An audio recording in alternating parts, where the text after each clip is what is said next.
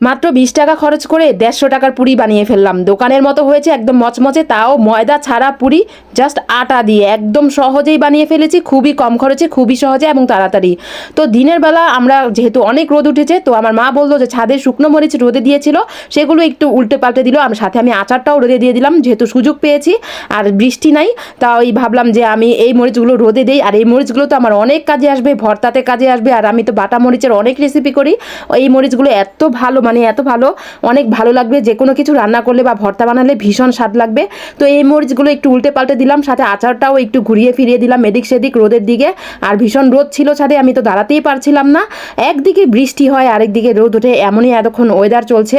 যাই হোক আলহামদুলিল্লাহ, তাও ভালো যে এতটা গরম লাগছিল না অবশ্য। আর এই তো এখন কিন্তু আমি আলুগুলো সিদ্ধ করে নিয়েছি, যেই আলু পুরি বানাবো, তো সেই আলুগুলো এখন আমি সিদ্ধ করে ভালো করে মেখে নিচ্ছি।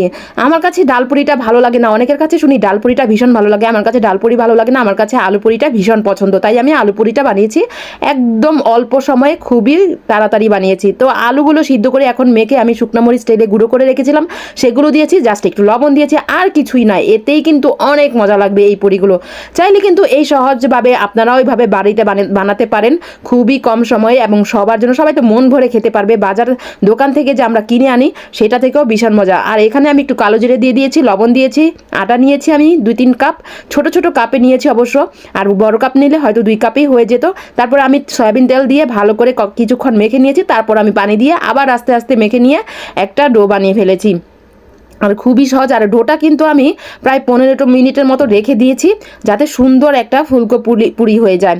তো 15 মিনিট অপেক্ষা করার পর এই তো আমি হাত দিয়ে এইভাবে প্রথম চেপে চেপে রুটিগুলো বানাচ্ছিলাম ছোটো ছোটো, তারপর আমি আলুর পুরিগুলো দিয়েছিলাম, তারপরে এখন চেপে চেপেই সব কিছু করছি। তারপর আমি জাস্ট এভাবে বেলুন দিয়ে একটু চেপে দিব, বেশি না, একদম খুবই তাড়াতাড়ি হয়ে যায়। আমি কিছু পুরি কিন্তু এভাবে রুটি যে আমরা বানাই বেলুন ফ্রি, সেটাতে না বানিয়ে আমি হাতেই বানিয়ে ফেলেছি, হাত দিয়ে চেপে চেপেই বানিয়ে ফেলেছি, খুবই সহজ, মানে অনেকটা হাতেই বানিয়ে ফেলেছি। বাকিগুলো দুই একটা ভিডিওতে দেখালাম আমি, যে হাত দিয়েও বানিয়েছি কিছু, আমি হাত দিয়ে বেলুন ফ্রি দিয়েও বানিয়েছি, খুবই সহজ। আর এইভাবে কিন্তু সবাই মন ভরে খেতে পারবে। আর সাইরাস আমিরা এখানে দিয়ে আমাকে ভীষণ বিরক্ত করছিল, কখন পুরি খাবে, মানে ওদের আমি বলেছিলাম জাস্ট পুরি বানাবে এভাবে, তো ওরা বিরক্ত করছিল, কখন ভাজবে, কখন খাবো, মানে অনেক বিরক্ত করছিল, যেহেতু বাচ্চা মানুষ। তো এই তো অনেকগুলো পুরি হয়ে গিয়েছিল। তো আপনারাও চাইলে এইভাবে সহজেই পুরি বানাতে পারেন। তারপর আমি এতো তেলে দিয়ে দিয়েছি। তো একটা কথা বলে রাখি, আমার এই রেসিপিগুলো, সহজ রেসিপিগুলো ভালো লাগলে অবশ্যই সবাই আমার চ্যানেলটিতে একটি সাবস্ক্রাইব করে আসবেন, আমার পেজটিতে একটি ফলো দিয়ে আসবেন, অবশ্যই সবাই লাইক দিয়ে তারপর কমেন্ট করবেন কেমন হয়েছে আমার আজকের রেসিপিটি।